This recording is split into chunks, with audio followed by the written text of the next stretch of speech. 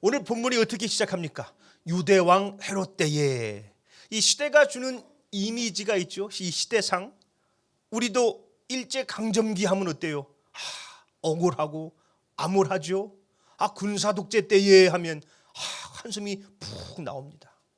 이 마찬가지로 유대인들에게 유대왕 헤롯 때에 하면 참 암울하고 어두웠던 시대입니다. 그때 이 사가랴라는 제사장이 있었다는 거예요. 그의 아내는 엘리사벳. 이 둘은 아론의 후예들입니다. 이 당시 성전 취재는 완전히 타락을 했었어요. 사람들이 성전으로 와서 제사는 드렸지만은 이 제사장을 신뢰하거나 존중하지 않았습니다. 그럴 수밖에 없는 게 이 제사장들이 자기들의 이 이익만 따지고 하나님의 영광을 가리는 자들이 많았거든요. 그런데 이 사가랴와 엘리사벳은 달랐습니다.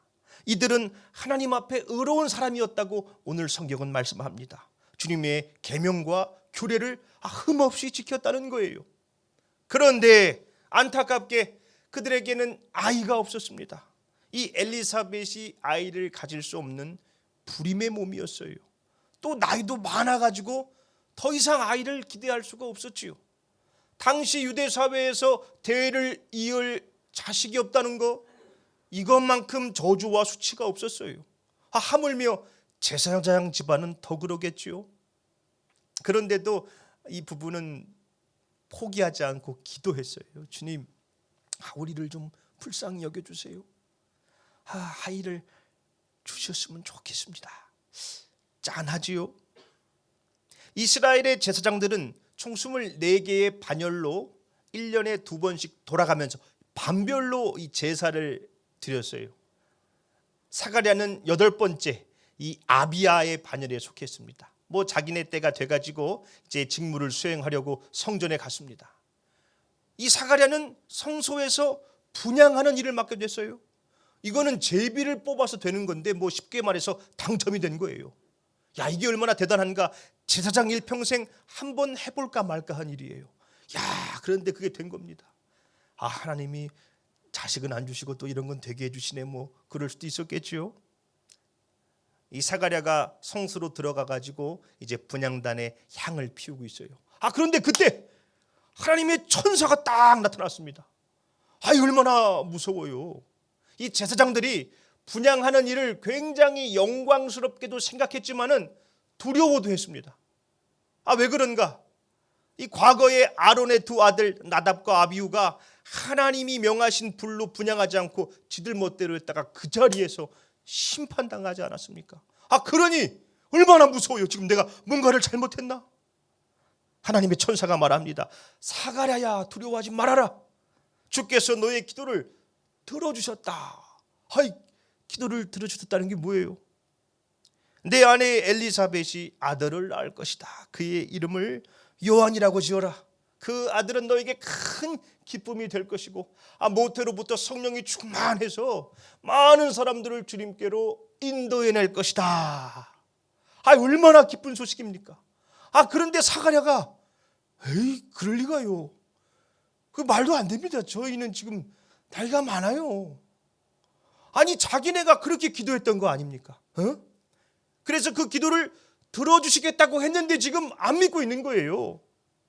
아이를 갖게 해달라고 기도를 했지만은 이 습관적이 된 겁니다. 시간이 지나면서 나이가 들면서 기도하기는 하지만은 진짜 이루어질 거라고 생각은 안 하고 그냥 한 거예요.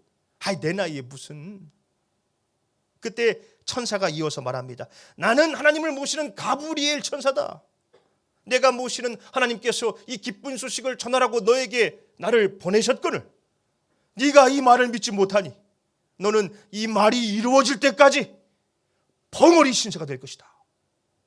이 톰 라이트라는 신학자는 이 장면이 마치 이 블랙 코미디 같대요. 가브리엘 천사가 뒷짐을 딱 쥐고 이놈이 주제넘게 내 말을 못 믿어. 나 가브리엘 천사야. 그게 아니라 이게 나이가 많고 폐경도 하고 어떻게 해요. 이놈 봐라, 이거 말을 못하게 될 것이다. 벙어리 신세가 된 거예요. 그리고 이 성소에 나와가지고 자기가 본 거를 이제 몸짓으로 설명을 하는데 이게 됩니까? 그럼 저게 뭐 하는 거야, 저게? 사가랴는 믿을 수 없는 기쁜 소식을 믿지 못해서 말문이 막혔습니다. 그런데 이 시대는 다른 의미로 말문이 막히는 것 같아요. 며칠 전에 이 대통령 탄핵 반대 집회에 이제 14살 된 여자아이가 올라와서 마이크를 잡았습니다. 그 뒤로는 더 어린 초등학생들도 있었어요. 이 애들은 경기도 파주의 한 교회를 다니는 아이들이랍니다. 10대 소녀라고는 상상할 수 없을 만큼 과격한 정치적인 언어를 퍼부어요. 미쳐 돌아가는 나라의 자유민주주의를 지키기 위해서 비통한 심정으로 나왔습니다. 그래요.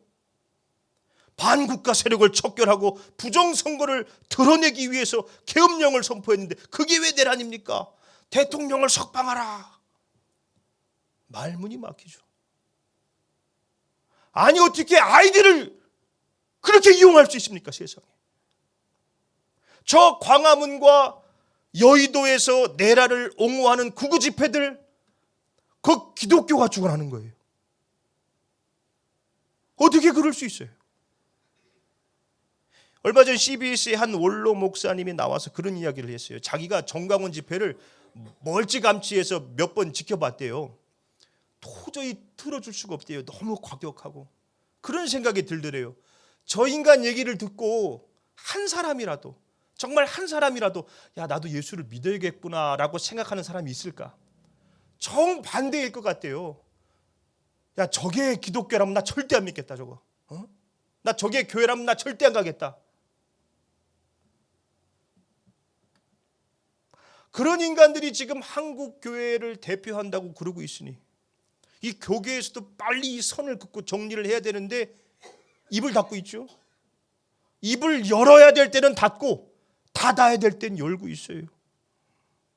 과거에는 그래도 교회 다닌다고 그러면은 저 사람 좀 꽉 막히긴 했어도 거짓말은 안 할 사람이야 그랬는데 지금은 교회 다닌다고 그러면은 저 인간들은 저 입만 열면 거짓말이야 저거. 이 땅의 교회들이 저지른 죄악으로 인해서 이 교회의 말문이 막혔습니다. 누가 우리 이야기를 듣겠어요? 우리는 저 태극기 부대랑은 달라요. 저 정강훈은 저 목사도 아닙니다. 이미 늦었죠. 말이 안 통합니다. 여러분, 말 못하는 자가 되었던 사가랴의 입이 언제 열리게 되는지 아십니까? 이 가브리엘 천사의 말대로 엘리사벳이 아들을 낳았어요. 애가 없어서 그렇게 애태우던 부부였는데 얼마나 좋아요. 이 소식이 금방 가족들에게 전해졌지요. 이 가족들이 다 같이 모여가지고 이제 아이 이름을 짓자는 겁니다. 아이 이름을 뭐로 해야 되나? 아빠가 사가랴니까 그냥 사가랴로 하자고. 그런데 갑자기 엘리사벳이 안 된다는 겁니다. 요한이라고 해야 되는데 요한. 왜 갑자기 요한이야? 이 가족 중에 요한이 없는데. 그러면은 저 애기 아빠한테 한번 물어봅시다. 가가지고 이제 사가랴가 말도 못하고 듣지도 못하니까 저기 애기 이름 지어야 될 거 아니야. 이름. 그러니까 사가랴가 알아듣고 빨리 쓸 거 갖고 라는 거야. 쓸 거. 딱 그 서판에다가 이름을 쓰는데 요한 이렇게 적는 거예요. 가족들이 깜짝 놀랐죠. 엘리사벳이 이야기했던 이름과 똑같은 이름이에요. 그 순간 사가랴의 입이 열려요. 그 순간. 우리 누가복음 1장 63절로 64절 말씀을 보겠습니다. 자, 함께 읽습니다. 그가 서판을 달라 하여 그 이름을 요한이라 쓰매 다 놀랍게 여기더라. 이에 그 입이 곧 열리고 혀가 풀리며 말을 하여 하나님을 찬송하니. 자, 언제 입이 열린 거예요? 말씀이 이루어지자 열린 겁니다.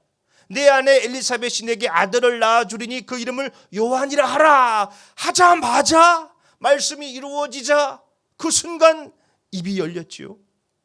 이 R.A. 토라이 목사님이 그런 이야기를 했습니다. 많은 성경 번역이 있습니다. 그러나 그 중에서 가장 위대한 성경 번역은 자신의 삶으로 성경을 번역하는 것입니다. 이 번역, 옮겨지는 것이죠. 하나님의 말씀이 내 삶으로 옮겨지는 거예요. 이 말씀이 내 삶으로 바뀌어지는 것입니다. 그래서 성경을 모르는 사람들이 내 삶으로 번역된 성경을 보게끔 하는 거예요. 너도 여유가 없으면서 왜 나누고 사냐? 그 예수님이 그렇게 하라고 하셨어. 성경에 써 있어. 야, 너 그거 억울한 건데 그거 어떻게 참고 있어? 가서 그냥 들이받아야지. 성경에 사랑은 오래 참는 거라고 그랬어. 그리스도인들은 입으로 떠드는 사람들이 아니라 삶으로 말하는 사람들이죠. 백날 입으로 전하는 게 아니라 삶으로 복음을 전하는 자들이죠. 어쩌면 이 시대는 이 유대왕 헤롯 때와 같이 암울하고 어두운 시대인지 모르겠습니다. 교회가 온갖 조롱을 다 받고 목회자들이 하나님의 영광을 다 가리우고 혐오와 분열을 조장하고, 사가랴의 입이 언제 열리는 거예요? 하나님의 말씀이 이루어졌을 때 열려졌습니다. 우리가 하나님의 말씀을 삶으로 살아낼 때 이 막혔던 말문이 열리게 되는 거예요. 교회의 소리가 그제야 세상에게 전해지게 되는 것이지요. 이 남포교회 박영선 목사님이 오늘 본문으로 설교를 하시면서 그런 말을 했어요. 우리가 다 사가랴래요. 다 사가랴. 나이도 많고 낙도 없고 저게 저 제사장이래. 저거 손가락질을 받으면서 믿음을 지키는 사람들, 아무런 실력도 없고 증거할 힘도 없답니다. 천사가 나타나서 내가 아들을 낳을 것이다. 에이, 그럴 리가요. 그래서 벙어리가 됐답니다.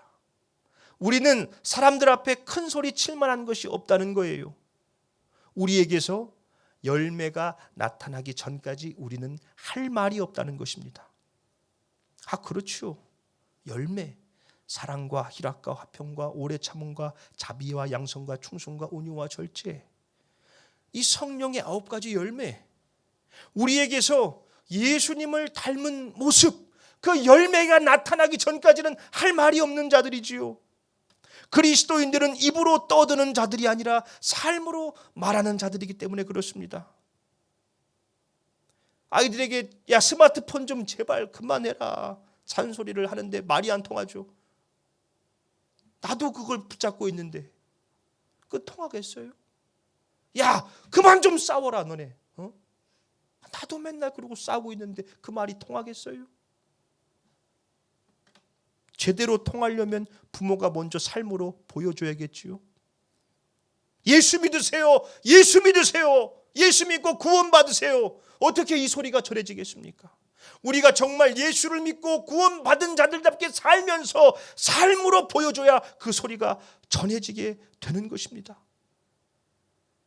먼저는 내가 서 있는 곳, 내가 서 있는 곳, 하나님이 나를 부르신 곳, 나의 가정, 행복한 교회, 직장, 우리 동네에서 열매 맺는 삶을 살기 위해서 애를 써야 할 것입니다. 하나님의 말씀을 붙들고 그 말씀을 살아내기 위해서 애를 쓸 때 하나님은 나를 통해서 그 말씀을 이루어 주세요. 그럴 때 우리의 막혔던 입이 열려지게 되는 것입니다. 그렇게 교회의 목소리가 세상에 전해지게 되는 것입니다. 전도의 문이 막힌 시대입니다. 이럴 때일수록 우리 성도들이 더욱더 힘써 말씀을 살아내기 위해 노력해야 할 것입니다.